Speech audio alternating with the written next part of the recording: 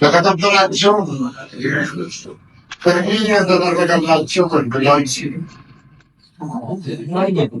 የዚህ የሆነች ከለጠረና ነፃዎች የሆናቸው ወጣቶች እንዲሁም የማልበጣት ካውንስል አባላት ክቡራትና ክቡራት ወገኖች ከሁሉም በፊት ሁላችንንም በጤና ተከብክቦ የማያልቅ ትዕግስት የተመለከት የሀገራችንን ውድቀት የሕዝባችንን ብሶት ለመቻልና ለመቋቋም ኃይል የሰጠንንና እዚህ ያደረሰንን አምላክ ላመሰግን እወዳለሁ።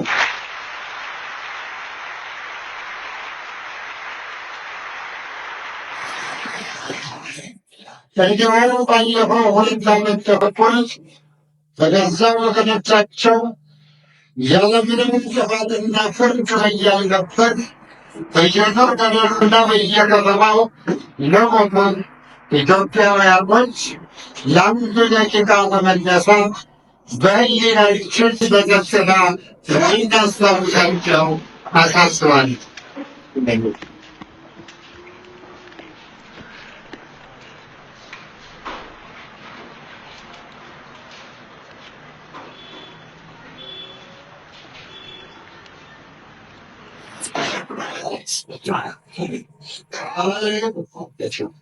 ወንድ ሀገራችን ያዛጠፍተው ህዝቧ ምስቅልቅሉ ወጥቶ ስለ ልቦናው እየተሰለበ አይኑ እያየና ጆሮ እየሰማ ባህሉ እየተቋሸሸ ታሪኩ እየተደለዘ ቅርሱ እየተመዘበረ የውሻ ሞት እየሞተ ነው።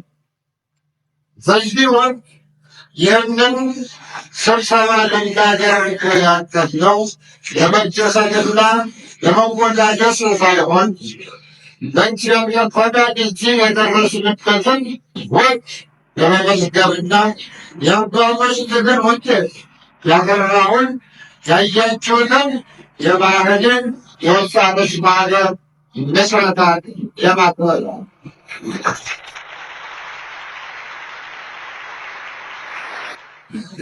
በእንደዚህ ያለ የመከራ ጊዜና ወቅት ራሱን ገፍቶ ያልገባን መስሎ ወደ ሰፊ በመሆንና ሳይቸኩል ፈጣሪውን ለምህረት እየተማጸነ ራሱን ሳይገድል ለሰልፍ የሚሰናዳ ታላቅ ሕዝብ የኢትዮጵያ ሕዝብ ብቻ ነው።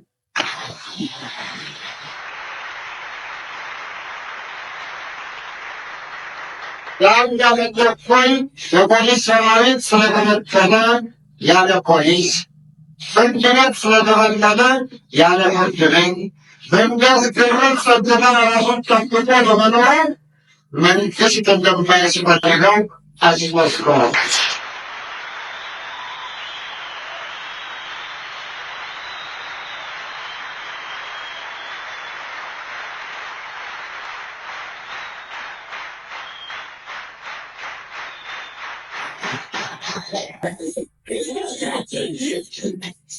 ጸረ ኢትዮጵያ ኃይሎች የመንገቁለው ትንቅስ የሶማሌ ፍላድ ገላግላ ሲሆን ስለነበረና የፕሮፌሰር አስራት ወልደየስ የሕይወት ታሪክ።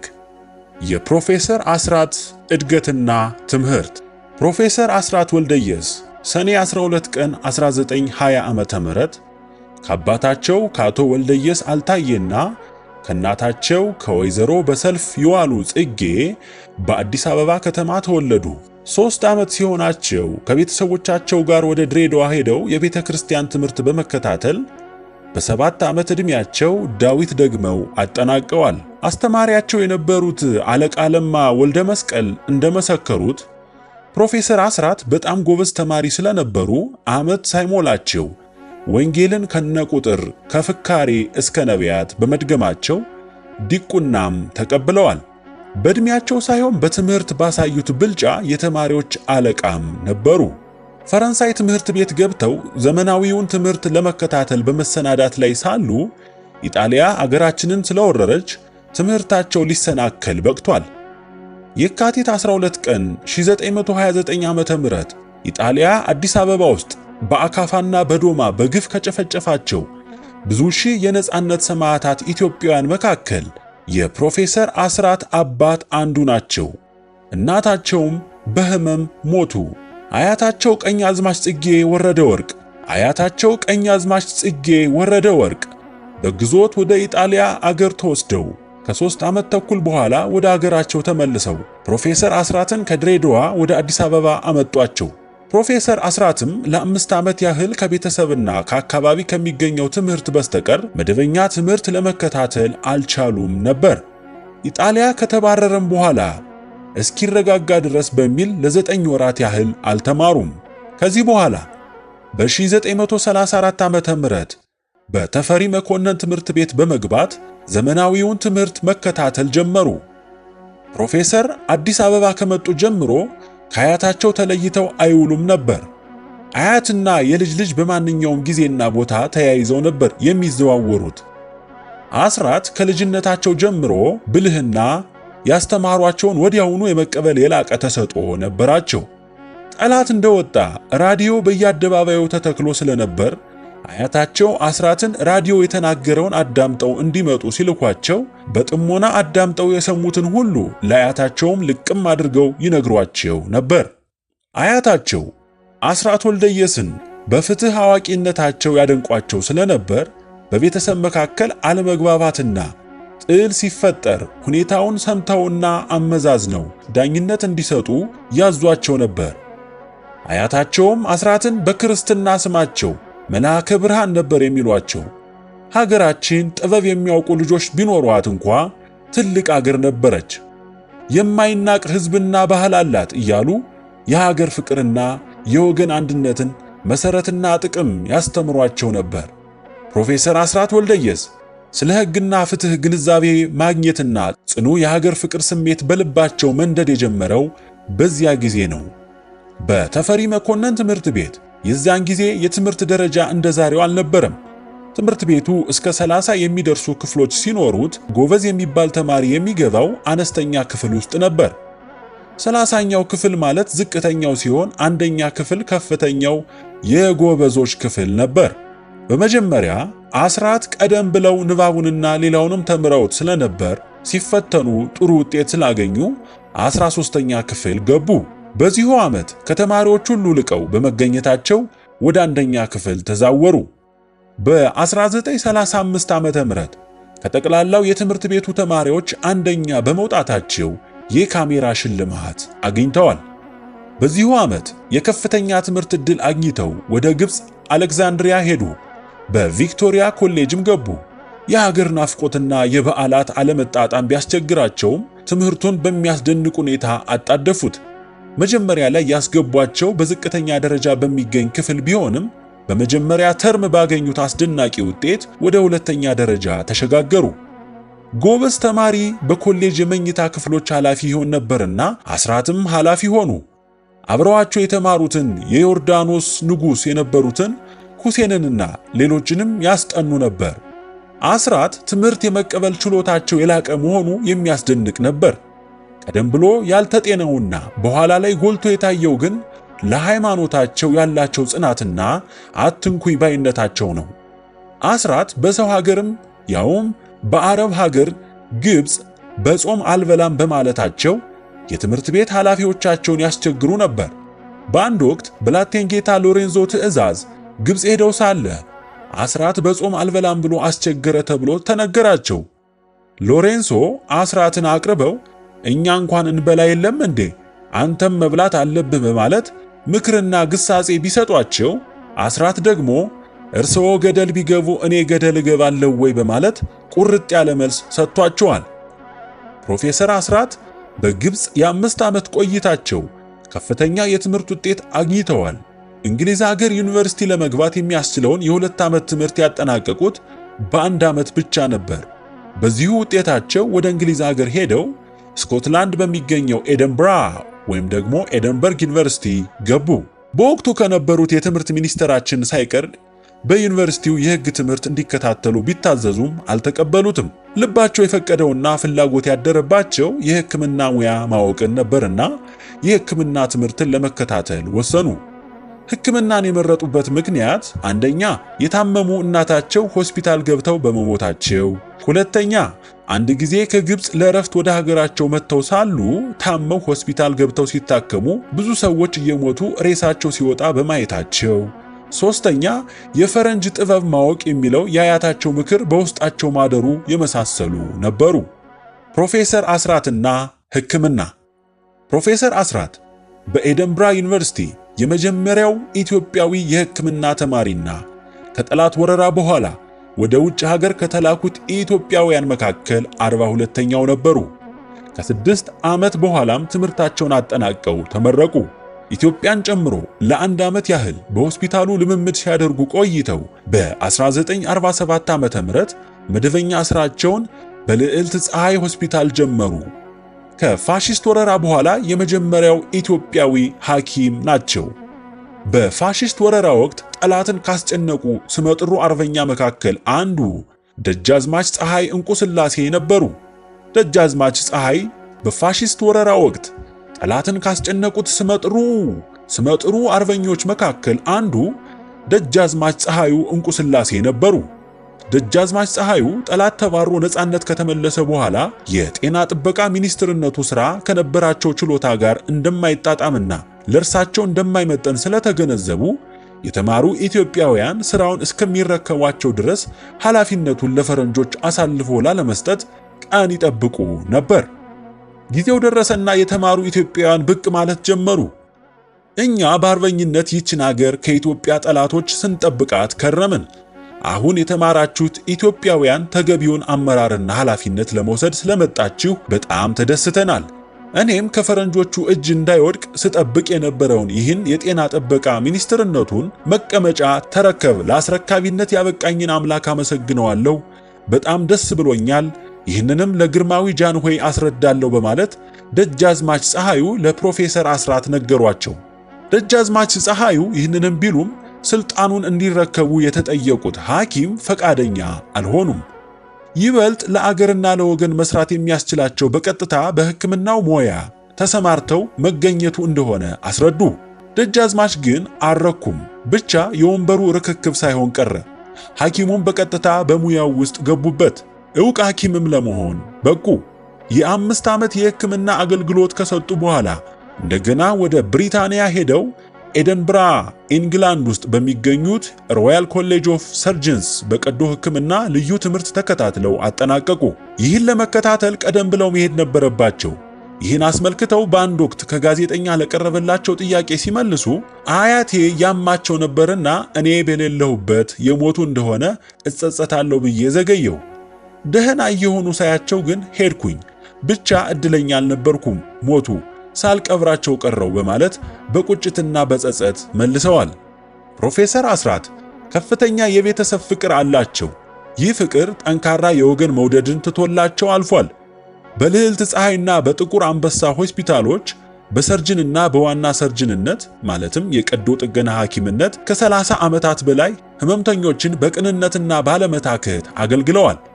በአገራችን የሕክምና አገልግሎቶችና ልዩ ልዩ ጥናቶች ውስጥ በኃላፊነት ደረጃ ከመካፈላቸውም በላይ በቀድሞው የኃይለ ሥላሴ ዩኒቨርሲቲ የመጀመሪያ ኢትዮጵያዊ የሕክምና ፋካልቲ ዲን ነበሩ። የሕክምና ዳይሬክተር በነበሩበት ጊዜ የልዕልት ፀሐይ ሆስፒታል ተስፋፍቶና ተጠናክሮ እንዲገኝ በብርቱ ጥረዋል። በኢትዮጵያ ራሳቸው ያልተሳተፉበት ዋና ዋና የሕክምና ፖሊሲ አወጣጥና አገልግሎት አልነበረም ብሎ መናገር ይቻላል። ፕሮፌሰር አስራት ባሳለፉት 30 ዓመታት የሕክምና ዘመን ውስጥ የአያሌ ህሙማንን ሕይወት ስለማትረፋቸውና ለሙያቸው ከፍተኛ ጽናት ያላቸው ስለመሆኑ በቅርብ የሚያውቋቸው ይናገራሉ። በቀን እስከ 18 ሰዓት ድረስ የሰሩባቸው ጊዜያት በርካታ ናቸው። በተለይም ልዕልት ፀሐይ ሆስፒታል በነበሩበት ወቅት መኖሪያቸው በቅጥር ግቢ ውስጥ ስለነበረ የጠናበት በሽተኛ ከመጣ እርሳቸው መጠራታቸው የግድ ነበር። የተረኝነት ጉዳይ የለም። ስለ ፕሮፌሰር አስራት ስለ ሙያቸው ምስክርነት። ፕሮፌሰር አስራትን በቅርብ የሚያውቋቸው ሰዎች የራሳቸው ምስክርነት አላቸው። በወቅቱ ለረጅም ዓመታት ጸሐፊያቸው የነበሩ እንዲህ ይላሉ። ከእርሳቸው ጋር በጸሐፊነት ለረጅም ጊዜ ሰርቻለሁ። ሌት ተቀን ይሰራሉ። የሕክምናውንም የአስተዳደሩንም ሥራ ይሰራሉ። የምሳና የቁርስ ጊዜ ማክበር የሚባል ነገር የለም። የእርሳቸውን ሁኔታ እያየው የምሳ ሰዓቴን ለመሰዋት ተገድጃለሁ። በታካሚዎቻቸውም ሆነ በሥራ ባልደረቦቻቸውም ዘንድ ከፍተኛ ከበሬታ አላቸው። ከሁሉ የሚደንቀኝ ደክሞኛል ማለትን ያለማወቃቸው ነው። በልዕልት ፀሐይና በጥቁር አንበሳ ሆስፒታሎች 30 ዓመታት ያገለገሉት ሲስተር አልማዝ ለማ ፕሮፌሰር አስራትን የሚያውቋቸው ከነርስ ሙያ ተማሪነታቸው ጊዜ ጀምሮ ነው። ፕሮፌሰር አስራት ለህመምተኞቻቸው ታላቅ አክብሮት አላቸው። ሰው አይመርጡም። በሥራው ዓለም ከወጣትነት ጀምሮ እስከ ተለየኋቸው ጊዜ የማይሰለቹና የማይደክሙ ባለሙያ ሆነው ነው ያገኘኋቸው። ከባድ የልብ ኦፕራሲዮን ካደረጉም ወዲህ አልተለወጡም። ሌት ተቀን የሚሰሩባቸው ጊዜያት በርካታ ናቸው። በጣም እናከብራቸዋለን። ለሙያቸው ከፍተኛ ፍቅር ስላላቸው እኛንም አርአያነታቸውን ለመከተል አስችለውናል። በሽተኞችም በእርሳቸው ላይ ያላቸው እምነት በጣም የላቀ ነው። ከ25 ዓመት በፊት ከአርባ ምንጭ የመጡ አንድ ታካሚ አዛውንት አስራት የሚባል ጠበል ፈልቋል ስላሉኝ ነው ወደዚህ የመጣሁት ያሏቸውን አስታውሳለሁ። በእርሳቸው ላይ ያላቸውን አመኔታና ከበሬታ ለመግለጽ ያሉት እንደሆነም እረዳለሁ። የቀዶ ሕክምናውን ጥበብ ከመካናቸውና መስራት ከመጀመራቸው በፊት ሁለገብ ሐኪም ነበሩ፣ ያዋልዱም ነበር ይላሉ ሲስተሯ። ዶክተር ስዩም ዮሴፍ ፕሮፌሰር አስራትን ከ26 ዓመት ጀምሮ ያውቃቸዋል። የፕሮፌሰር አስራት የሕክምና ተማሪም ነበሩ። ፕሮፌሰር አስራት አስተማሪ ነበር። እንከን የማይወጣለት አስተማሪ ነው።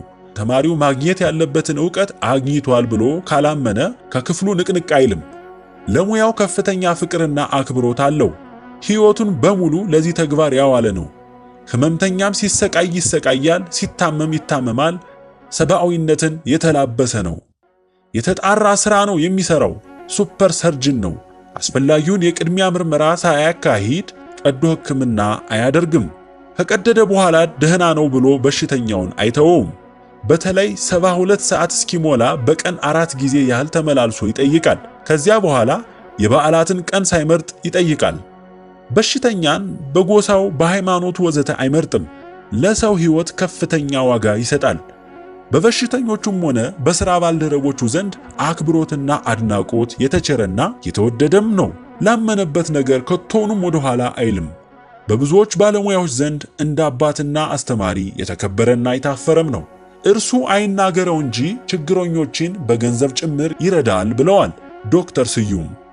አንድ የ18 ዓመት ዕድሜ ያለው የግሪክ ወጣት ለሽርሽር ናዝሬት ሄዶ በድንገት በጥይት ይመታል።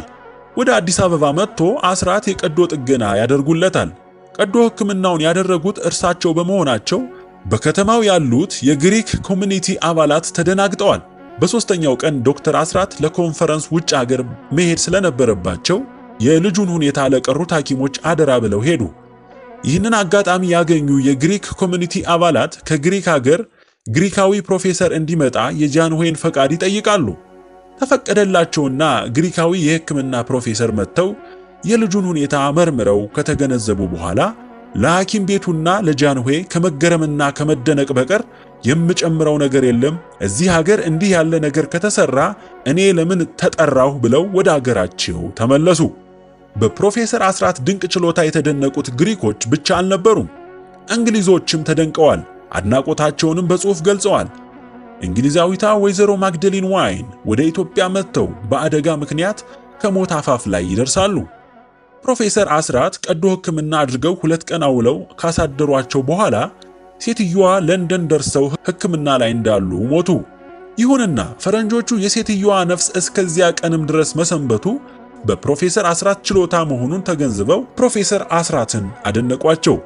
ይኸው የሚታወቅ ዘንድ የብሪታንያ አምባሳደር ከጻፉት ሌላ የብሪታንያ ቆንሲል የጻፈው ትርጉም እነሆ። ተወዳጁ አስራት፣ በቅድሚያ የኒክ ታይለር እህት በደረሰባቸው አሰቃቂ አደጋ ወቅት ላሳዩት ደግነትና ወደር ለማይገኝለት ችሎታዎ ጥልቅ ምስጋናዬን በብሪታንያ ቆንስል ስም አቀርባለሁ። መጨረሻው ጥሩ እንደማይሆን ብገምትም ከአደጋው በኋላ በትንሹ ሕይወታቸውን 2 ጊዜ እንዳቆዩላቸው ተረድቻለሁ። የፈጸሙት የላቀ ተግባር ሁሉ ከፍተኛ አድናቆት አሳድሮብኛል። በሙያው ለፈጸሙት ምግባር አስፈላጊ ሲሆን የሚያስፈልገውን እንዲገልጹልኝ በአክብሮት አስታውቃለሁ። በአሁኑ ጊዜ ገንዘብ ምንም አይደለም። ከዚህስ ይልቅ ለኛ ትልቁና አስፈላጊያችን ደግነቶ፣ ችሎታዎና የችግራችን ተካፋይነቶ ነው። እንደገና አመሰግነዎታለሁ ብለዋቸዋል። ዕውቁ የቀዶ ሕክምና ሐኪም ፕሮፌሰር አስራት ወልደየስ ካሉበት የጥቁር አንበሳ ሆስፒታል እንድገባ ተወሰነና ረቡዕ ቀን ተኛሁ። ባለቤቴ በ3 ቀን የመጣች ኢትዮጵያዊ ያገቡ እንግሊዛዊ ሌት ተቀን ይንከባከቡኝ ነበር። 3 የብሪታንያውያን ኮሚኒቲ አባሎችም ደም ሰጡ። ይህ ሁሉ እንክብካቤ ግን ትርፍ አንጀቴን መንጥቀው ከገላገሉኝ ካለ ተደናቂው ፕሮፌሰር አስራት ወልደየስ ምንም አልነበረም ይላል ጆናታን ቴሌ ዘ ጋርዲያን ጋዜጣ። 35 ዓመት ሙሉ ባደረጉልኝ ጥረት ይኸው የቀረው አንድ እግሬ በሳቸው ኃይል ቆይቶልኛል። አሁን ልጆቼን የማሳድገውና የምኖረው በአስራት ነው። በእውነት ልዩ ሰው ናቸው። ሰው አክባሪና ደግ ፍጡር ናቸው።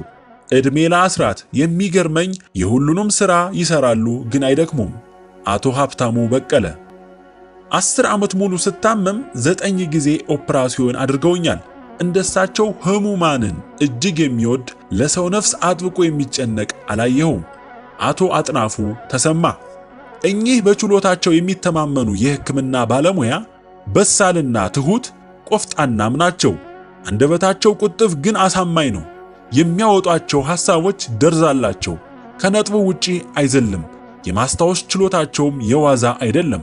ወደ ኋላ ተመልሰው ቀንና ዓመተ ምሕረት ጠቅሰው ድርጊቱን መዘርዘር ይቻላቸዋል። ነገር ፈጥኖ ይገባቸዋል። በአሁኑ ጊዜ የተላበሱት አረጋዊ ስብዕናቸው አክብሮት እንዲቸራቸው አድርጓቸዋል። በንግግራቸው ውስጥ የእግዚአብሔርን ኃያልነት በአግባቡ ሳያነሱ አያልፉም።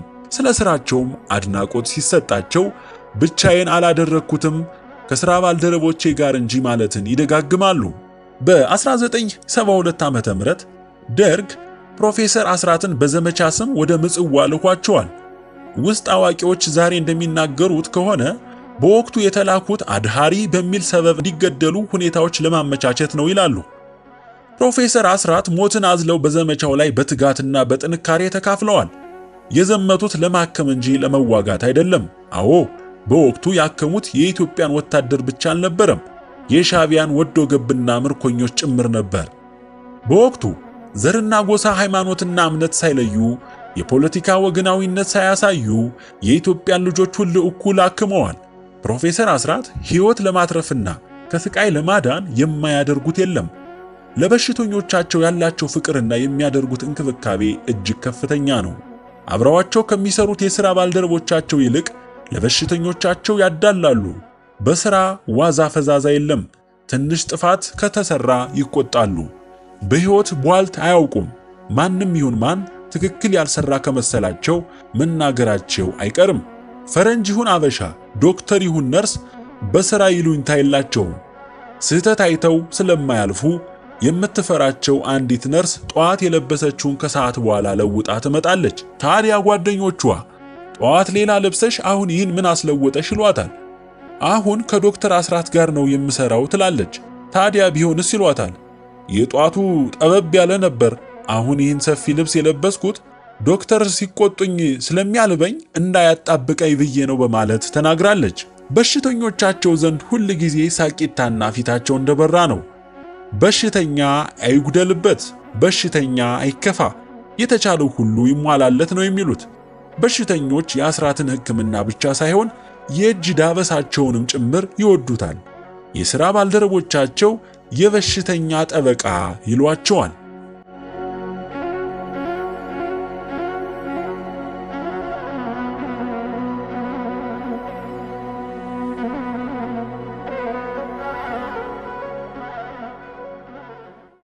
ፕሮፌሰር አስራት በፖለቲካ ውስጥ በ1983 ዓመተ ምህረት የደርግ መንግስት ወድቆ ኢህአዴግ ሲተካ በአዲስ አበባ ዩኒቨርሲቲ የሕክምና ፋካልቲ ዲን ነበሩ።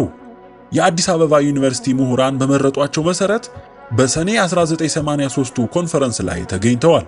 በኮንፈረንሱ ላይ ኤርትራ ከኢትዮጵያ እንድትገነጠል የሚፈቅደውንና መገንጠል የኢትዮጵያ የወደፊት መተዳደሪያ እንዲሆን የሚያረጋግጡትን አንቀጾች የተቃወሙ ብቸኛ የጉባኤ ተሳታፊ ነበሩ። በተለይ ስለ ኢትዮጵያና ስለ ኤርትራ ታሪክ የተሰጠውን ትንተና የማይቀበሉት መሆኑን ገልጸዋል። ይህ ጉባኤ በኢትዮጵያ ሕዝብ ስም ምንም ጉዳይ ሊወስን፣ ሊያግድ ወይም ሊሰርዝ አይችልም። ሆኖም የኢትዮጵያን የአሁኑን ተጨባጭ ሁኔታ በመመርኮዝ የወንድማማቾች ደም መፋሰስ የቆመ በመሆኑ አሁን የሰፈነውን የሰላምና የዲሞክራሲ ሂደት መሰረት በማድረግ የኢህአዴግና የሕዝባዊ ግንባር ሐርነት ኤርትራን ልዩ ግንኙነት በመጠቀም ወንድማማችና እህታማማች በሆኑት ሕዝቦች መካከል የዘለቄታ ቅራኔ እንዲወገድና በኢትዮጵያዊነትና በይቅር ለእግዚአብሔር መሰረት በአስቸኳይ የሚስማሙበትን መንገድ መፈለግ ለመሸጋገሪያ መንግስት ተቀዳሚ ተግባር እንዲሆን ጉባኤው እንዲያሳስብ ይህን ሐሳብ በአክብሮት አቀርባለሁ ነበር ያሉት ፕሮፌሰር አስራት ወልደየስ። ከዚህ ኮንፈረንስ በኋላም የዩኒቨርሲቲው ምሁራንን በመወከል በተቋቋመው የሽግግር መንግስት በተወካዮች ምክር ቤት አባልነት እንዲሰሩ ተደጋጋሚ ጥሪ ተደርጎላቸው አልተቀበሉትም። የኤርትራን መገንጠል በግልጽ መቃወማቸውና ተቋቋመ በተባለው የተወካዮች ምክር ቤት ውስጥ ላለመሳተፍ የወሰዱት ቁርጠኛ አቋም በወያኔና በሻዕቢያ ጥርስ ውስጥ እንዲገቡ አድርጓቸዋል። ፕሮፌሰር አስራት ወልደየስ የአገር መፍረስ፣ የአንድነት መናጋት፣ የታሪካችን መደለዝ አንገበገባቸው። በተለይ አማራው አማራ ሆኖ በመፈጠሩ ብቻ በያለበት በግፍ መገደሉ፣ መዘረፉ፣ መታሰሩ፣ መሰደዱ ሊሸከሙት የማይችሉት ስቃይ ሆነባቸው። ይህን አገር የማፍረስ ኢትዮጵያውያንን በዘር በጎሳና በጎጥ እየለያዩ እርስ በርስ የማጫረስ አፍራሽ ፖሊሲ በሰላማዊ ሁኔታ ለመታገል የመደራጀትን አስፈላጊነት አመኑበት። ስለዚህም ቆርጠው ከተነሱ ወንድሞቻቸው ጋር በመመካከር መአሃድን አቋቋሙ። በፕሬዝዳንትነትም መሩት። መአሃድና ፕሮፌሰር አስራት ታሪካዊ አንድነታችን ይከበር፣ አማራውን አትግደሉት፣ አትረዱት፣ አታንገላቱት፣ ሰብአዊ መብቱን አትንፈጉት በማለት ተከራከሩ። ለመንግስት አካላት፣ ለተባበሩት መንግስታት ድርጅት፣ ለአፍሪካ አንድነት ድርጅት፣ ለዓለም ሰላም ወዳድና ሰብአዊ መብቶች ተከራካሪ ድርጅቶች ሁሉ አቤት አሉ። ዲሞክራሲያዊ ነኝ ባዩን ወያኔን እርቃኑን አስቀሩት። ኢህአዴግ የመአሃድና የፕሮፌሰር አስራትን እርምጃ አልወደደም። ገና ከጅምሩ ነፍጠኞች፣ ትምክተኞች፣ ያለፈው ስርዓት ናፋቂዎች ወዘተ እያለ ማውገዝ ጀመረ። መአሃድ በአጭር ጊዜ ውስጥ ከፍ ያለ ህዝባዊ ተቀባይነት አገኘ። የኢህአዴግ ጥላቻና ጥቃትም አደገ። በተለይ ከ1985 ዓ.ም ጥር ወር ጀምሮ ግልጽ ጥቃት ሰነዘረ።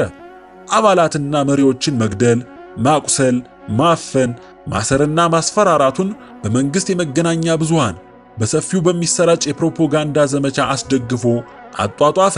ፕሮፌሰር አስራትም የዚህ ጥቃት ኢላማ ሆኑ። ከጥር 1985 ዓ.ም ጀምሮ በጸጥታ ኃይሎች ስውር ክትትል ይደረግባቸው ጀመር። በሁለትና በሶስት መኪናዎች ዙሪያቸው እየተከበቡ ግራ እንዲጋቡ፣ እንዲጨነቁና እንዲፈሩ ለማድረግ ተሞከረ። ሰበብ ተፈልጎ ክስ ተመሰረተ። ከሕግና ከስርዓት ራሳቸውን ያራቁ ለመምሰልም በመንግስት መገናኛ ብዙሃን ሳይቀር ካሉበት ለሕግ እንዲቀርቡ የሚል ጥሪ ተላለፈ። ታኅሳስ 11 ቀን 1985 ዓ.ም በደብረ ብርሃን ከተማ በተደረገው ሕዝባዊ ስብሰባ ላይ ያደረጉት ንግግር የጦርነት ቅስቀሳ ተባለና ፕሮፌሰር አስራት በፖሊስ ታሰሩ። በ50 ሺህ ብር ዋስትና ተለቀቁ። ከጎጃም ከመጡ ገበሬዎች ጋር በመአሃድ ጽሕፈት ቤት በመሰብሰብ የአድማ ወንጀል ፈጸሙ የሚል ሌላ ክስ ተመስርቶ ጉዳዩን የቀጨኔ አውራጃ ፍርድ ቤት በቀዳሚ ምርመራ ማየት ጀመረ። ከሐምሌ 12 ቀን 1985 ዓ.ም ጀምሮ የዋስትና መብት ተነፍጓቸው በእስር እንዲቆዩ ተወሰነ። ጉዳዩ ለከፍተኛው ፍርድ ቤት ይግባኝ ቀርቦ ከ43 ቀናት እስር በኋላ በ30 ሺህ ብር ዋስትና ተለቀቁ። ይህ ክስ ለከፍተኛው ፍርድ ቤት ቀርቦ መደበኛ ክርክር ሲደረግበት ከቆየ በኋላ ከሰኔ 20 ቀን 1986 ዓ.ም ጀምሮ በ2 ዓመት እስራት እንዲቀጡ ተወስኖ ወደ ወህኒ ወረዱ። በደብረ ብርሃኑ ንግግር ክስ ከወህኒ ቤት ወደ ፍርድ ቤት ሲመላለሱ ከቆዩ በኋላ በከፍተኛው ፍርድ ቤት ታኅሳስ 18 ቀን 1987 ዓ.ም የ3 ዓመት እስራት ተፈረደባቸው። መስከረም 10 ቀን 1987 ዓ.ም በዋለው የፍርድ ቤት ቀጠሮ ላይ በመገኘት የ2 ወራት ናፍቆቱን ለመወጣትና የእንኳን ማለትም የ67ኛ የልደት በዓላቸው አደረሰው የመልካም ምኞት መግለጫ ስሜቱን ለማስተላለፍ በፍትህ አደባባይ በተገኘው ደጋፊያቸውና ወዳጅ ዘመዳቸው ላይ የመንግስት የጸጥታ ኃይሎች የፈጸሙት ድብደባና እንግልት እስራት የፕሮፌሰርን ሕሊና ስላቆሰለው ጠበቃ አያስፈልገኝም፣ ምንም ክርክር ሳያስፈልግ ቅጣቱ ይሰጠኝ በማለት ለፍርድ ቤቱ በማመልከታቸው ችሎት ተዳፍሯል በሚል 6 ወር እስራት ተፈረደባቸው። ይሁንና ጠቅላይ ፍርድ ቤት ይግባኝ ቀርቦ ወደ 10 ቀናት ዝቅ ብሏል። ሰኔ የፕሮፌሰር አስራት የልደት ወር ነው። ለወህኒ የበቁትም በዚሁ በሰኔ ወር ነው። 67ኛ ዓመት የልደት በዓላቸው ሰኔ 12 ቀን ሲሆን የእስር ቀናቸው ደግሞ ሰኔ 20 ቀን ነው። ይህ በእንዲህ እንዳለ በጎጃም፣ በጎንደር፣ በሰሜን ሸዋ የተደራጁ የወንበዴ ቡድኖች አሰማርታችኋል በሚል ከሌሎች ተከሳሾች ጋር 4ኛ ክስ ተመስርቶባቸዋል። ፕሮፌሰር አስራት እስካሁን ድረስ ከ100 ጊዜ በላይ በፍርድ ቤት ቀጠሮ ተመላልሰዋል። ስድብ፣ ማስፈራራት፣ ማሳደድና ማሰር የፕሮፌሰር አስራትን ቁርጠኝነትና ህዝባዊ ወገናዊነት የበለጠ አጠናከሩት እንጂ አላዳከሙትም። ፕሮፌሰር አስራት ሰውን በሰውነቱ ይወዱታል።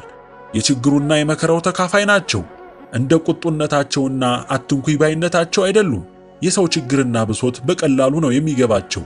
ሰውን ለስልጣኑ ወይም ለገንዘቡ ሲሉ የተለየ አክብሮትና እንክብካቤ አያደርጉለትም። ሀብታምና ስልጣን አላቸው ከሚባሉት ይልቅ በዝቅተኛ የኑሮ ደረጃ ላይ የሚገኙ ሰዎችን ያከብራሉ። አስራት ተንኮልና ልታይ ባይነት የለባቸውም። ውሸትና ውሸታምን አጥብቀው ይጠላሉ። አንድ ሰው ሲዋሽ ከያዙት እንደ ሰው አይቆጥሩትም። ማንኛውንም ነገር በእርግጠኝነት ማወቅ ይፈልጋሉ። መስሎኝ ነው የሚል መልስ የሚሰጣቸውንም አይወዱም። በተፈለገው መንገድ ቢነገራቸው የሚያሳምናቸው ሆኖ ካላገኙት አይቀበሉትም። ስለ ምግብ ብዙ አይጨነቁም። ለዛውም ቢሆን የሀገራቸውን ምግቦች ይመርጣሉ። የኢትዮጵያን የባህል ሥርዓት ጠንቅቀው እንደማወቃቸው ዋና የሥርዓቱ ተከራካሪና ተከታይም ናቸው። የሚወደድ ያነጋገር ስልት አላቸው። ማንንም ከእርሳቸው ጋር ቢነጋገር አይኑን ለመስበር እስኪያቅተው ድረስ ይመሰጣል። በንግግራቸው ውስጥ እንግሊዘኛ ደባልቀው መናገር አይወዱም። የሙያ ቃል እንኳን ሲገጥማቸው ግልጽና አጭር የአማርኛ ቃል ይፈልጉለታል። ከሙያቸው ውጪ በንባብ ያዳበሩት ሰፊ ግንዛቤ አላቸው። ፕሮፌሰር አስራት ወልደየስ አንደኛ የኢትዮጵያ የክብር ኮከብ ፈረሰኛ ደረጃ፣ ሁለተኛ የዳግማዊ ምኒልክ ኒሻን የፈረሰኛ ደረጃ፣ ሶስተኛ የአብዮታዊ ዘመቻ አርማ፣ አራተኛ ዓለም አቀፍ የወርቅ ሜርኩሪ በግል አስተዋጽኦ፣ አምስተኛ የቀይ ባህር ኒሻን አንደኛ ደረጃ ሽልማት ተሸልመዋል። ዕድሜያቸውን ለሕዝብ አገልግሎት የሰጡት ምሁሩ አሁንም አገርና ሕዝብን ለመታደግ ሕይወታቸውን አሳልፈው ሰጥተዋል። ላደረጉት አስተዋጽኦ ግን የተሸለሙት እስር ነው። እስራቱ ከሚወዱት ሕዝብ የለያቸው በአካል ብቻ ነው። እሳቸውም በወህኒ ቤት አጥር ተከልዬ አካላዊ መንቀሳቀስ ነጻነቴ ቢታገድም ምንጊዜም ቢሆን ለኢትዮጵያና ለሕዝቧ ነጻነት ያለኝ ሐሳብና ጭንቀት ሊታሰር አይችልም ብለዋል። በአገር ውስጥና በውጭ አገር የሚገኙ አባላትና ደጋፊዎች ለሰላምና ዲሞክራሲ፣ ለሰብአዊ መብት መከበር የቆሙ ወገኖች ሁሉ በአስቸኳይ እንዲፈቱ ጠይቀዋል። በዓለም ዙሪያ ለምሳሌ በአሜሪካ፣ በአውሮፓ ወዘተ በተደጋጋሚ ሰላማዊ ሰልፎች ተካሂደዋል። ምስላቸውን ያዘሉ ካኔትራዎች፣ ፖስት ካርዶች፣ መለዮች፣ ማስታወሻ ደብተሮችና አጀንዳዎች በዓለም ዙሪያ ተሰራጭተዋል። አስራት ይፈቱልን የሚሉ መዝሙሮች ተዘምረዋል። አስራት ግን አልተፈቱም። በክስ ላይ ክስ ነው የተከተላቸው። በፍርድ ቤቱ የቀጠሮ ቀን አስራትን ያሉ ሁሉ በፖሊስ ተደብድበዋል፣ ታስረዋል፣ በዝናብ በፀሐይና ብርድ ተሰቃይተዋል። አስራት የቁርጥ ቀን ልጅ፣ የቁርጥ ቀን መሪ፣ ማንዴላ፣ ጋንዲ እያለ መፈክር አሰምቷል። በመላው ኢትዮጵያ የሚገኙ የአንድነት ደጋፊዎች ሁሉ ከጎናቸው ቆመዋል። የውጭ አገር ሰዎችም ባሉበት ሆነው ፕሮፌሰር አስራት እንዲፈቱ ጥረዋል። የ1987 ዓመተ ምህረት የገና በዓልን አስመልክቶ ከ12000 በላይ የእንኳን አደረሰዎት የይበርቱ ፖስት ካርዶች በወህኒ ቤት አድራሻ ልከውላቸዋል። አሜሪካን ሀገር በየዓመቱ የሚዘጋጀው የኢትዮጵያውያን የባህልና የስፖርት በዓል በተቀዳሚ የክብር እንግድነት በተከታታይ ለ2 ዓመት ተጋብዘዋል። እንደሚታወቀው ክቡር ፕሮፌሰር አስራት በፈጠራ ክሶች ተከሰው ከእስር ቤት ወደ ፍርድ ቤት ከፍርድ ቤት ወደ እስር ቤት እየተመላለሱ ባሉበት ወቅት በደረሰባቸው እንግልትና የትግሬ ዘረኞች አረመኔያዊ ተግባር ህመምተኛ ሆኑ። በበሽታው ሲሰቃዩ ከቆዩ በኋላ ለይስሙላ ሕክምና ይሰጣቸዋል እየተባለ በሐኪም ቤት ምልልስ ብቻ ከፍተኛ መጉላላትና የሞራል ጥቃት እንዲደርስባቸው ከመደረጉም ባሻገር ህመሙም ቀስ በቀስ እየጎዳቸው እንዲሄድ ሆን ተብሎ ተሰራበት። ዘረኛው የትግሬዎች አገዛዝ ክቡር ፕሮፌሰር አስራትን እንደማይድኑ ቀድሞ እንደገደላቸው ካረጋገጠ በኋላ የሚመጣውን የህዝብና የዓለምን የተቃውሞ ገጽታ ለማርገብና ሰብአዊ መስሎ ለመታየት በወቅቱ እንዳይታከሙ ተደርጎ በሞት አፋፍ ላይ ከደረሱ በኋላ ወደ ውጭ አገር ለከፍተኛ ሕክምና ተላኩ ተብሎ ተነገረ። ይህም ለፖለቲካ ጠቀሜታ ሲባል የተደረገ እንጂ እንዲድኑ አልነበረም። ክቡር ፕሮፌሰር አስራት ወልደየስ ከተናገሯቸው አንዳንዶቹን ለናሙና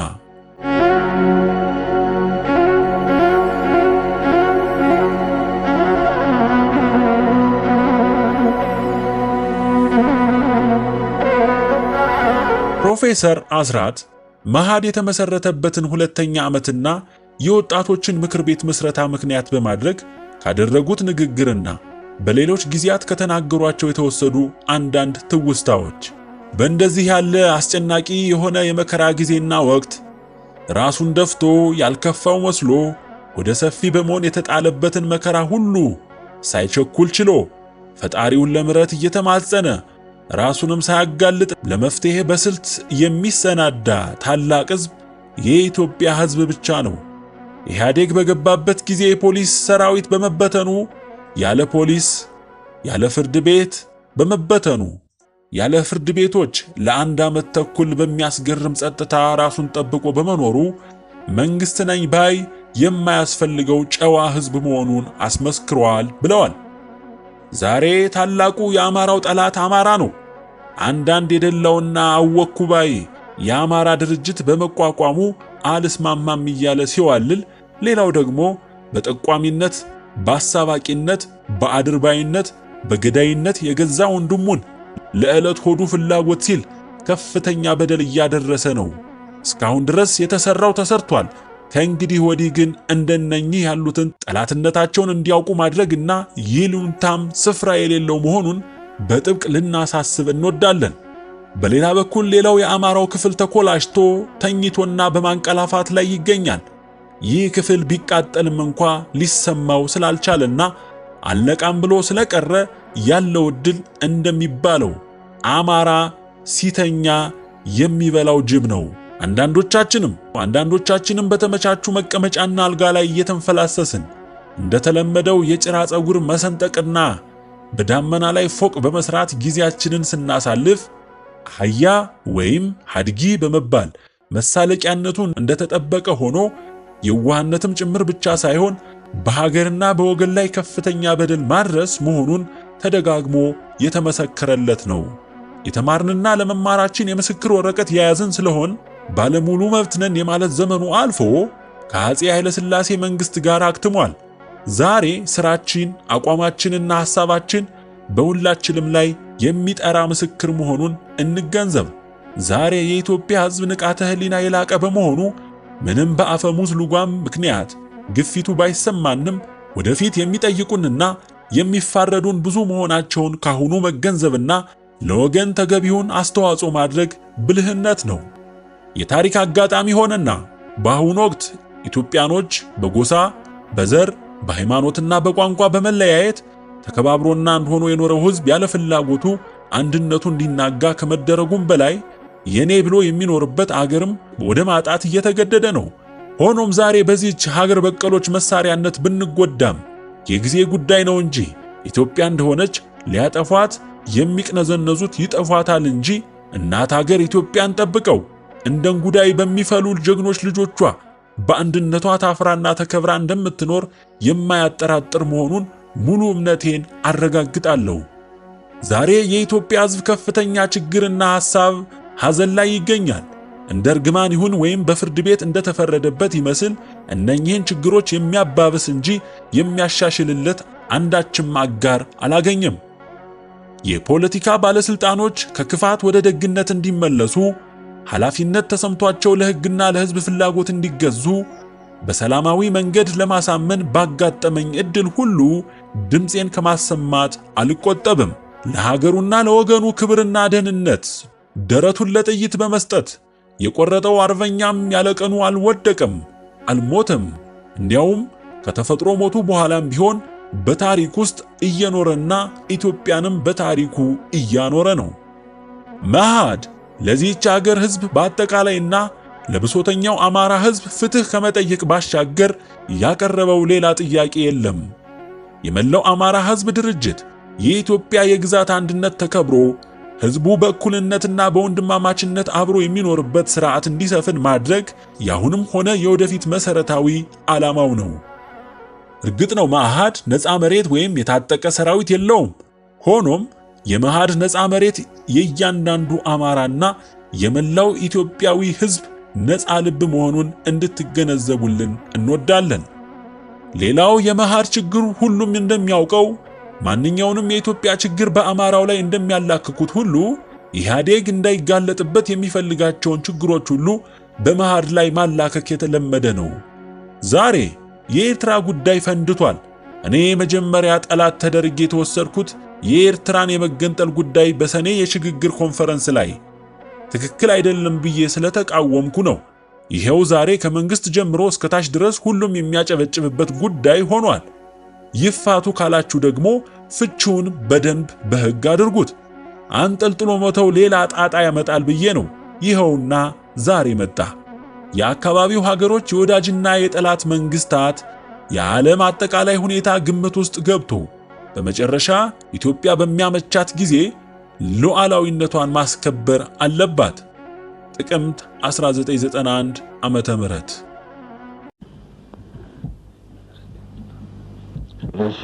ፕሮፌሰር አስራት አራቱ ሀያላን መንግስታት በወቅቱ በጣሊያን ቅኝ ግዛቶች ጉዳይ እልባት ለመስጠት በተነጋገሩበት ወቅት የኤርትራ ጉዳይ በተባበሩ መንግስታት እንዲወስን ሲስማሙ በማንኛቸውም የውሳኔ ውጤት ኢትዮጵያ የባህር በር እንድታገኝ የስምምነታቸው መሰረት ነበር። አምስተኛ በተባበሩ መንግስታት ቻርተር መሰረት ይኸው ድርጅት ባከናወነው ድርጅታዊና ህጋዊ ስልቶች መሰረት የኤርትራ ህዝብ እስላሙም ክርስቲያኑም ከኢትዮጵያ ጋር ለመዋሃድ በከፍተኛ ድምፅ መወሰኑ የታሪክ ሀቅ ነው። ሆኖም የተባበሩ መንግስታት ኤርትራን ከኢትዮጵያ ጋር በነበረው ሉዓላዊ መንግስት ስር በፌዴሬሽን እንድትዋሃድ ወሰነ። ከዚህ ውሳኔ በኋላ ጉዳዩ እንደማንኛቸውም በተባበሩ መንግስታት በቅኝ ግዛቶች ላይ የተወሰኑ ውሳኔዎች በቻርተሩና በህጉ መሰረት የመጨረሻ ውሳኔ ስለሆነ የተባበሩ መንግስታት እንደገና በጣልቃ ሊገቡበት የሚችሉበት ጉዳይ አይደለም። ድርጅቱ የማለት የተባበሩ መንግስታት ይህን ላድርግ ቢል እንኳ በዓለም አቀፍና በአፍሪካ አህጉር ከፍተኛ ችግሮችና ወይም ውዝግብ እንደሚፈጥር መዘንጋት የለብንም። ሆኖም ከፌዴሬሽኑ በኋላ አከራካሪ ጉዳይ ተብሎ የሚወሳው የውህደቱ ጉዳይ ብቻ ነው። ይህም ጉዳይ በሕግ ሊታይና ሊፈታ የሚችለው በኢትዮጵያ ሕዝብ ውሳኔ ብቻ ነው። ነገር ግን በወቅቱ እቃወማለሁ ብሎ በትግል የተነሳውና የታገለው ኢኤልኤፍ ሲሆን እርሱም በመሃላችን አይገኝም። ባለመጋበዙም ቅሬታ የተሰማ መሆኑን በቢቢሲ ከጥቂት ቀናት በፊት ሰምቻለሁ። በዚህ መሰረት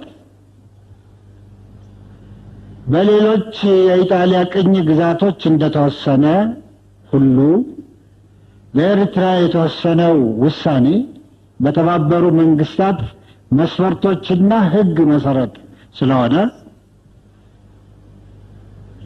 ውሳኔው የመጨረሻው ነው። ሌላ የሕዝብ ውሳኔ ሊካሄድ ይፈለጋል ከተባለ ይህ ሊካሄድ የሚችለው በሉዓላዊ የኢትዮጵያ መንግስት አስተናጋጅነት በኢትዮጵያ ሕዝብ ብቻ ነው። የተከበሩ ፕሬዚደንት፣ ይህ ጉባኤ የሽግግር መንግስቱን ለመመስረት የተዋቀረ ብቻ መሆኑንና የኢትዮጵያን ሕዝብ በምንም አይነት የማይወክል መሆኑን ደጋግመው አስገንዝበውናል። በዚህ መሰረት ይህ ጉባኤ በኢትዮጵያ ሕዝብ ስም ምንም ጉዳይ ሊወስን፣ ሊያግድ ወይም ሊሰርዝ አይችልም። ሆኖም የኢትዮጵያን የአሁኑን ተጨባጭ ሁናቴ በመመርኮዝ የወንድማማቾች ደም መፋሰስ የቆመ መሆኑን፣ አሁን የሰፈነውን የሰላምና የዲሞክራሲያዊ ሂደት መሰረት በማድረግ የኢህአዴግንና የህዝባዊ ግንባር ሓርነት ኤርትራን ልዩ ግንኙነት በመጠቀም ወንድማማችና እህትማማች የሆኑትን ህዝቦች መካከል የዘለቄታ ቅራኔ እንዲወገድ እና በኢትዮጵያዊነትና በይቅር እግዚአብሔር መሰረት በአስቸኳይ የሚስማሙበትን መንገድ መፈለግ የመሸጋገሪያው መንግስት ተቀዳሚ ተግባሩ እንዲሆን ጉባኤው እንዲያሳስብ ይህን ሐሳብ በአክብሮት አቀርባለሁ። ይህንን እድል ስለሰጡኝ ከልቤ አመሰግናለሁ። ስለ ፕሮፌሰር አስራት ወልደየስ ሌሎች ሰዎች ምን ይላሉ? ፕሮፌሰር ነቢያት ተፈሪ እንዲህ ትላለች። ከ20 ዓመት በላይ አውቃቸዋለሁ። ለፕሮፌሰር አስራት ከፍ ያለ ግምት አለኝ። ሥራ የማይሰለቹ ማንኛውንም የሕክምና ጥያቄ የማይንቁ ባለሙያ ናቸው። ፕሮፌሰር ያካበቱትን የሙያ ጥበብ አሰራሩንና አስተሳሰቡን ለምደው የራሳቸውን ማለትም ወጥነት ያለው ቱባ ሥራ ማውጣት የሚችሉ ናቸው። የኢትዮጵያን ባህል ጠንቅቀው የሚያውቁ ናቸው ትላለች ፕሮፌሰር ነቢያት ተፈሪ። የፕሮፌሰር አስራት የልጅነት መምህር አለቃ ለማ እንዲህ ይላሉ። የአስራት የልጅነት መምህሩ ነኝ። የኔታ ነው የሚለኝ፣ ያከብረኛል። አለቃም አድርጌው ነበር። ረጋ ያለ፣ ከሰው ተግባቢ፣ ሰው አክባሪ፣ ሲጠየቅ የሚናገረው በቀላሉ ይገባሃል። ኩራት አያውቅም። ጠባዩ ያው ነው። አሁን እኔ 93 ዓመቴ ነው። በ85 ዓመቴ ይህን ሆዴን ተቀድጃለሁ። የቀደደኝም አስራት ነው። እናንተ ፕሮፌሰር ብላችሁታል። አዳነኝ። አስራት በራዲዮ አስተማሪዬን አክሜ ያዳንኩት በጣም ያስደስተኛል ብሎ ሲናገር በአገሩ ተሰማ። ታዲያ እንዴት ኮራው መሰለህ? አስራት ሰዓት ሸልሞኛል፣ ገንዘብን በየጊዜው ሰጥቶኛል።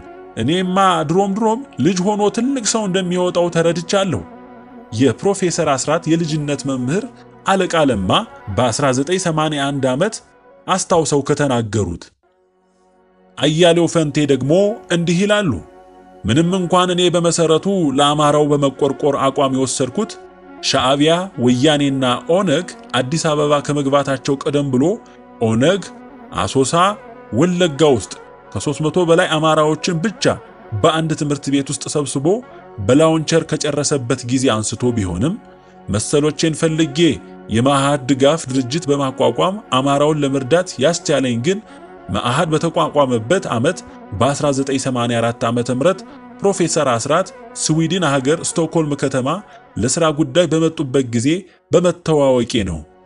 ከመሰናበቴ በፊት ተዘጋጅቼና አስቤበት ስለሄድኩኝ $2000 ብዙም ባትሆን ለመአህድ የሥራ ማካሄጃ ትረዳ ዘንድ በሚል ስሰጥ አደርሳለሁ ሲሉኝ ደስ ብሎኝ ወደ ቤቴ ተመለስኩ።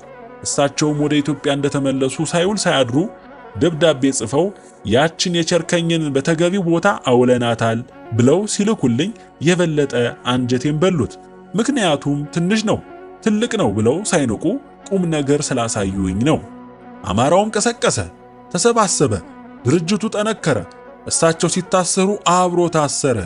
በመጨረሻም ፕሮፌሰርን አሜሪካን ሀገር ፔንሲልቫኒያ ሆስፒታል ለመጠየቅ ሄጄ እንዳየኋቸው እንባዬ ቀደመኝ።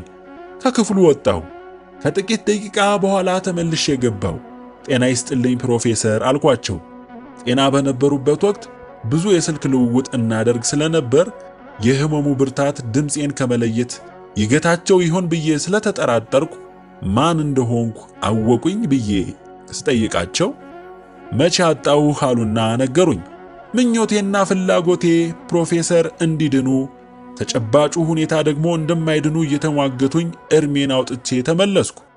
መጀመሪያ ስዊድን ሀገር በመጡበት ወቅት ሳገኛቸው የተጎናጸፍኩትን ደስታ አሜሪካ ሀገር ሄጄ በሐዘን ለውጬው መጣሁ ይላል አያሌው ፈንቴ። ሌላው ደግሞ አንድ የመርካቶ ነጋዴ እንዲህ ይላል። ፕሮፌሰር አስራት እኮ ለራሳቸውና ለቤተሰባቸው የተፈጠሩ አይደሉም። ለሕዝብ ተፈጥረው ሕዝብን አገልግለው ለሕዝብ የተሰዉ ታላቅ አርበኛ ናቸው ይላል። ያሩሲ ወርቅ የተባለ ሰው ደግሞ እንዲህ ይላል። ማጣት እንጂ ማቆየት ባልታደለች ሀገር ውስጥ ተፈጥረው ሳይጠገቡ ያለፉ ብርቅዬ የኢትዮጵያ ልጅ ነበሩ። የአንድ ቢሮ ጸሐፊ ደግሞ ስለ ፕሮፌሰር አስራት ብዙም የማውቅ ባልሆንም በሙያቸው በኢትዮጵያዊነታቸውና በወገን አፍቃሪነታቸው አኩሪ ስም እንዳላቸው አውቃለሁ። መቼም የሰው ልጅ ከሞት የሚቀር ባይሆንም የእርሳቸው ዜና እረፍት ከምንም በላይ የሚያሳዝነኝ በአንድ ምክንያት ብቻ ነው። ይህንን ያቀጣጠሉትን የትግል ፍሬና የወገናቸውን መልካም ሕይወት ደርሶ ሳያዩት በማለፋቸው ነው ይላል። አንድ የመአህድ አባል ደግሞ እንዲህ ይላል። ብዙዎች ስለ ሕክምና ሙያቸው ይመሰክራሉ። በእርግጥ ይህ ሁሉ ምስክርነት ቢያንሳቸው እንጂ የሚበዛባቸው አይደለም። እኔ ደግሞ በመአህድ አውቃቸዋለሁ።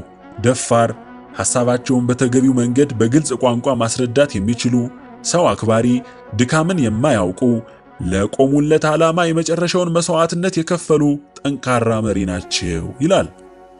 በመጨረሻ ለአማራው ህልውና፣ ለሀገር ሉዓላዊነትና ለሕዝብ አንድነት ቀናኢ የሆነው ኢትዮጵያዊ ሁሉ ፕሮፌሰር አስራት ወልደየስን ታሪክና ትውልድ የማይረሳው ተግባር ፈጽመው በማይቀረው የሰው ልጅ መጨረሻ በሆነው ሞት ከዚህ ዓለም የተለዩበትን ዓመት አስመልክቶ በታላቅ ሐዘንና ቁጭት አስቦት እንዲውል እያስታወስን ይህን ዕለት ከኢትዮጵያ ሕዝብ ተስፋና ድል ጋር አያይዞ የሚከበርበት ወቅት አሁን ባለው የጊዜና ሁኔታ ውስብስብነት ቢዘገይም አይቀሬ መሆኑን ሳናስታውስ አናልፍም። የሰማዕቱ አስራት ሕያው ሆኖ ለዘላለም ይኖራል። የመረጃ ምንጭ አያሌው ፈንቴ።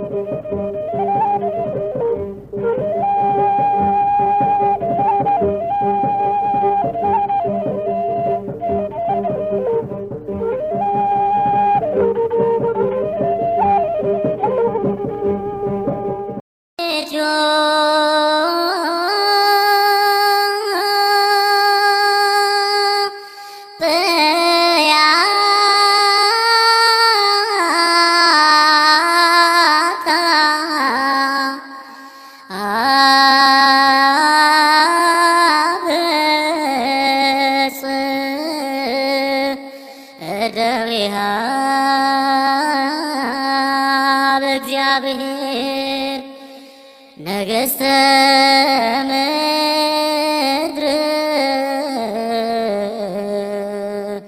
ሰብሕዎ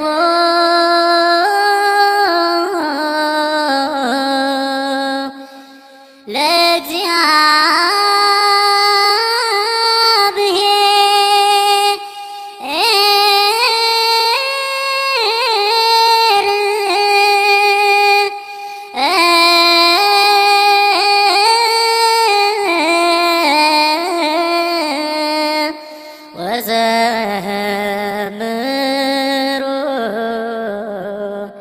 ለአምላክነ